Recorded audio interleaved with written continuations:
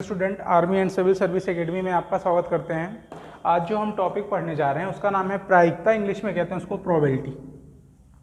ठीक है, ये किन किन एग्जाम के लिए इंपॉर्टेंट है, तो ये अभी आपका हाल ही में एमपी पुलिस का एग्जाम होने वाला है, उसमें भी इसमें एक या दो क्वेश्चन ऐसे पूछता है। एमपीएसआई हो गया, जितने भी वनडे एग्जाम है, ठीक है ना, उसमें से ये प्रायिकता से क्वेश्चन आपसे पूछे जाएंगे। तो देखिए, प्रायिकता अगर हम शुरू करें तो प्रायिकता का मतलब या प्रोबेबिलिटी का मतलब होता क्या है, तो प्रोबेबिलिटी का मतलब ही होता है संभावना। आइए इस चीज़ को समझते हैं कि संभावना होती क्या है। तो देखिएगा, जैसे मैं कहूँ आपके पास ये बटन है 1 2 3 4 5 6 7, आपके पास 7 लाइट की बटन है, उसमें से 4 किसकी बटन है, लाइट की हैं, और 3 फैन की। तो मैं कहूँ आप फैन की बटन ऑन करके बताओ तो उसकी प्रोबेबिलिटी क्या होगी। तो आप कहोगे सर हम जब फैन की बटन ऑन करेंगे तो इसकी प्रोबेबिलिटी क्या होगी। तो फैन की बटन कितनी है, 3 है, और टोटल बटन कितनी है, 7। तो आप कहोगे सर फैन की बटन ऑन करने के लिए प्रोबेबिलिटी क्या होगी, 3/7। जो देखिए मैंने यहाँ पे लिखा है favourable outcome upon total outcome, मतलब टोटल आउटकम्स का मतलब यहाँ पे ये हुआ कि कितनी बटन्स हैं। तो आप कहोगे सर 7 हैं, उसमें से हमें दबाना कितने हैं, पंखे की चलानी है, तो कितनी है, 3 ही है ना, तो हमने लिखा ऊपर 3/7। इसी तरह मैं आपसे पूछूं कि लाइट की बटन ऑन करके बताओ तो इसकी प्रोबेबिलिटी क्या होगी, तो आप कहोगे सर 4/7 होगी। क्लियर है। नेक्स्ट पॉइंट हम इसका समझते हैं। तो किसी काम के ना होने की मिनिमम प्रोबेबिलिटी, किसी काम के ना होने की न्यूनतम जो संभावना होती है वो 0 होती है। कभी भी संभावना निगेटिव में नहीं जाती, इस बात को आप ध्यान रखेंगे। फिर देखिए मैंने यहाँ पे ये लिखा, जो प्रोबेबिलिटी होती है या तो 0 होगी या 0 से बड़ी होगी, ठीक है ना, और यहाँ पे एक से बड़ी, 1 के बराबर होगी या 1 से छोटी होगी, 1 से बड़ी नहीं होगी, ठीक है ना।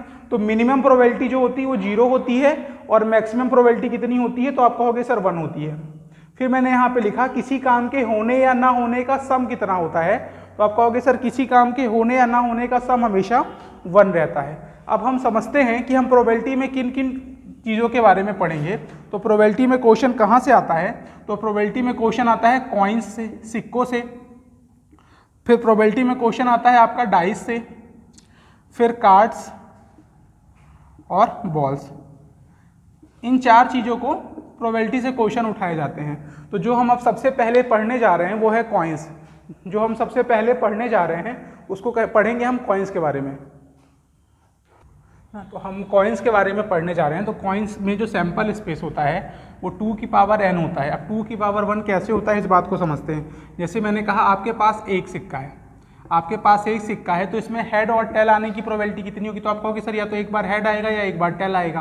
तो जो इसका सैंपल स्पेस कैसे बनेगा, तो आप कहोगे सर 2 की पावर 1 बनेगा। मतलब एक कॉइन में सैंपल स्पेस क्या होता है, 2 होता है। जैसे मैं कहूँ आपके पास अब 2 सिक्के हैं, आपके पास 2 सिक्के हैं, तो अगर आप इसमें हेड टेल काउंट करोगे तो क्या आप कहोगे सर या तो हेड आ जाए, या तो टेल आ जाए, या हेड टेल आ जाए, या तो टेल हेड आ जाए। देखिए कि तो कितने हो गए, 4 हो गए ना। तो अब इस चीज़ को डायरेक्टली कह सकते हो कि सर 2 की पावर 2 करोगे तो कितने सैंपल स्पेस आ जाएंगे, 4। ये देखिए ये भी 4 हो रहे हैं। इस तरह जब आप 3 कॉइन्स का निकालोगे तो 3 कॉइन्स का आप डायरेक्टली कैसे निकाल सकते हो, तो आप कहोगे सर 3 कॉइन का क्या हो जाएगा, तो आप कहोगे सर 2 की पावर 3 कर देंगे तो कितना आएगा, तो आप कहोगे सर इसके सैंपल स्पेस कितने हो जाएंगे, 8 हो जाएंगे। अब हम इसमें क्वेश्चन के लिए करेंगे। देखिए आपके सामने क्वेश्चन है कि 2 सिक्के एक साथ उछाले जाते हैं तो प्रायिकता ज्ञात करें। पहला सवाल आपका ये है कि दोनों हेड आने की संभावना क्या होगी, दोनों हेड आने की प्रायिकता क्या होगी। फिर क्वेश्चन दूसरा नंबर सेकंड है, एक हेड और एक टेल आने की संभावना क्या होगी। फिर कोई हेड नहीं हो इसकी क्या संभावना होगी, और कम से कम एक टेल हो इसकी क्या संभावना होगी, और अधिक से अधिक 2 हेड हो इसकी क्या संभावना होगी। आपको ये प्रायिकता निकालना है।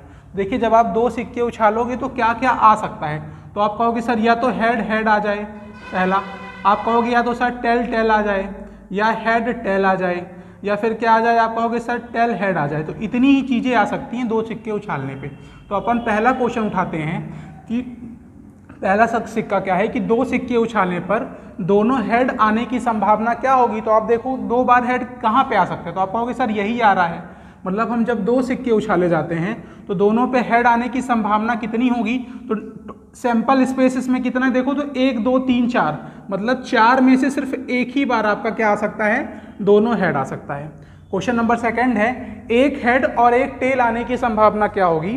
क्वेश्चन नंबर सेकंड है आपका, एक हेड और एक टेल आने की संभावना क्या होगी। तो देखो एक हेड कहाँ है, यहाँ पे है, और एक टेल यहाँ पे भी है, एक टेल यहाँ पे भी है और एक हेड यहाँ पे भी है। और सैंपल स्पेस कितने हैं, 4 हैं। तो 4 में से कितनी बार एक हेड और एक टेल आ सकता है, तो आप कहोगे सर 1-2 बार आ सकता है। जब इसको सॉल्व करोगे देखो 2 1 कम में 2 दूनी 4, तो आंसर आएगा 1/2। फिर क्वेश्चन है कोई हेड नहीं हो, कोई हेड नहीं हो, तो देखो इनमें से आप चेक करो कहाँ पे एक बार भी हेड नहीं आया, तो आप कहोगे सर यहाँ पे एक बार भी हेड नहीं आया। तो कितनी बार संभावना सकती है कोई हेड ना आए, तो आप कहोगे सर 1/4 इसका आंसर। कम से कम एक टेल हो, कम से कम एक टेल तो होना ही चाहिए, इसका मतलब यहाँ पे ये है कि कम से कम एक टेल हो। तो देखिए इसका आंसर क्या होगा, तो देखो यहाँ पे कम से कम एक टेल होना चाहिए, अधिक से अधिक कितने भी हो जाए हमसे फर्क दिक्कत नहीं होनी चाहिए। देखो यहाँ पे 2 टेल हैं चलेगा, यहाँ पे एक टेल है, यहाँ पे एक टेल है, लेकिन यहाँ पे एक भी टेल नहीं आया, मतलब ये हेड हेड है, तो हम इसको काउंट नहीं करेंगे, हम इसको काउंट नहीं करेंगे, लेकिन हम इन तीनों को लेंगे। तो इसका आंसर क्या हो जाएगा, 3/4 हो जाएगा। अधिक से अधिक 2 हेड हो, इसका मतलब क्या है, अधिक से अधिक 2 हेड हो। इस लाइन का मतलब यहाँ पे ये होता है कि ज़्यादा से ज़्यादा 2 हों, लेकिन 2 से ज़्यादा नहीं होने चाहिए। 0 आ जाए तो कोई दिक्कत नहीं है, 0 हेड हो तो भी चल जाएगा, लेकिन 2 से अधिक नहीं होने चाहिए। तो देखो इसमें सैंपल स्पेस कितने हैं, 4 हैं, सैंपल स्पेस कितने हैं, 4 हैं, और वो कह रहा 2 से अधिक हेड नहीं होना चाहिए। तो देखिए यहाँ पे 2 है तो इसको भी काउंट करेंगे, यहाँ पे एक हेड है तो इसको भी काउंट करेंगे, और यहाँ पे एक हेड है तो इसको भी काउंट करेंगे। लेकिन देखिए यहाँ पे कोई हेड नहीं है, यहाँ पे कोई हेड नहीं है, तो हम इसको क्यों काउंट करेंगे, क्योंकि क्वेश्चन ने कहा है अधिक से अधिक 2 होने चाहिए। 0 हो जाएगा तो भी चलेगा, लेकिन 2 से अधिक नहीं जाना चाहिए। तो इसका क्या आंसर होगा, तो आप कहोगे सर 4/4 कट के आंसर बनेगा 1। ठीक है, तो ये आपका क्वेश्चन हो गया। अब इसी में थर्ड कॉइन का हम पढ़ेंगे। नेक्स्ट क्वेश्चन है आपका कि 3 सिक्कों को एक साथ उछाला जाता है, तो निम्न में से प्रायिकता ज्ञात करें। आपका पहला सवाल है एक भी टेल नहीं हो, दूसरा सवाल है कम से कम एक हेड हो, तीसरा सवाल है अधिक से अधिक 2 हेड हों, और चौथा सवाल है आपसे अधिक से अधिक 2 टेल हों, और पांचवा सवाल है कम से कम 2 टेल हैं। देखिएगा जब आप 3 सिक्कों को उछालेंगे तो सैंपल स्पेस क्या आएगा, तो आपने पढ़ा है सर 3 सिक्कों को उछालने पे सैंपल स्पेस बनना है 2 की पावर 3, और 2 का पावर 3 का मतलब 8 ही सैंपल स्पेस होते हैं। मतलब जो भी आप बताओगे 8 में से ही बताओगे। देखो मैंने यहाँ पे लिख के भी रखा, देखिएगा 1 2 3 4 5 6 7 8 चीज़ें आपने लिखी हैं। तो आपका पहला सवाल पढ़ते हैं, एक भी टेल नहीं हो। आप पहला सवाल पढ़ोगे एक भी टेल नहीं हो, तो देखिएगा यहाँ पे किसमें एक भी बार टेल नहीं आया, तो आप कहोगे सर ये तीनों हेड हैं, यहाँ पे एक भी टेल नहीं है, तो इसका आंसर कितना हो जाएगा 1/8। कम से कम एक हेड हो, कम से कम एक हेड हो, इसका मतलब क्या है कि कम से कम एक हेड होना चाहिए, अधिक से अधिक कितने भी हो जाएं। तो इस बात को अगर हम समझेंगे कम से कम एक हेड हो और अधिक से अधिक कितने भी हो जाएं, तो देखिएगा कहाँ पे एक बार भी टेल नहीं आया वो तो हम काउंट ही नहीं करेंगे। तो आप देखोगे टेल टेल टेल, यहाँ पे एक बार भी हेड नहीं आया, इसके अलावा जितनी भी जगह सभी एक बार हेड आया ही होगा। देखिए 1 2 3 4 5 6 7, तो इसका आंसर क्या हो जाएगा 7/8। अब यहाँ पे आते हैं अधिक से अधिक एक हेड हो, इसका मतलब क्या है, अधिक से अधिक एक हेड हो मतलब एक से ऊपर हेड नहीं होना चाहिए। 0 बार हो तो हम काउंट करेंगे, लेकिन एक से ऊपर नहीं जाना चाहिए अधिक से अधिक एक हेड में। देखिए कहाँ पे एक बार बस हेड आया है, तो आप कहोगे सर यहाँ पे देखें हम टेल टेल टेल हेड एक बार आया, यहाँ पे हेड एक आया और यहाँ पे एक हेड आया, और यहाँ पे एक बार भी हेड नहीं आया है, तो हम इसको भी उठाएंगे। तो इसका आंसर आपका क्या बनेगा, तो आप कहोगे सर कम से कम अधिक से अधिक एक हेड हो, तो इसका आंसर बनेगा आपका 4/8। तो इसको सॉल्व करोगे तो आंसर आएगा 1/2। यहाँ पे क्या कह रहा है, अधिक से अधिक 2 टेल हो, अधिक से अधिक 2 टेल हो, तो इसको हम कैसे निकालेंगे इस बात को समझिएगा। देखिएगा कहाँ पे अधिक से अधिक एक बार सभी टेल है, आप इस बात को समझेंगे तो आप कहेंगे, तो इसका डायरेक्टली आंसर होता है 1 - ऑल टेल, 1 - ऑल टेल। इसका डायरेक्टली आंसर होता है 1 - ऑल टेल। देखिएगा एक में और एक बार सभी टेल कहाँ पे आए हैं, तो आप कहोगे सर एक बार सभी टेल एक ही बार आता है, तो आप कहोगे सर 1 - 1/8 करेंगे, तो इसका आंसर बनेगा 7/8। इसका आंसर बनेगा 7/8। इस चीज़ को आप याद रखिएगा। फिर एक होता है कम से कम 2 टेल हों, कम से कम दो टेल हों, तो आप इसको कैसे सॉल्व करोगे। देखिएगा तो कम से कम 2 टेल हो मतलब कि 2 टेल तो होने ही होने चाहिए कम से कम।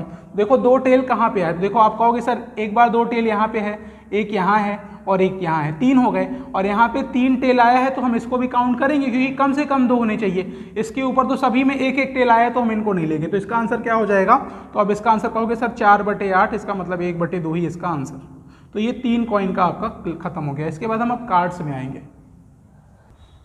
आपके लिए सवाल है कि 2 सिक्के एक साथ उछाले जाते हैं तो एक हेड और एक टेल आने की प्रायिकता क्या होगी, और ये आपके ऑप्शन है, option number A 2/4, option number B 1/4, option number C 1/2 और ऑप्शन नंबर डी इनमें से कोई नहीं। इस तरह के क्वेश्चन आपके देखिएगा एमपी पुलिस में आ चुके हैं और आए हुए भी हैं, तो इनके सारे आप हमें इनके जवाब कमेंट करके बताएंगे।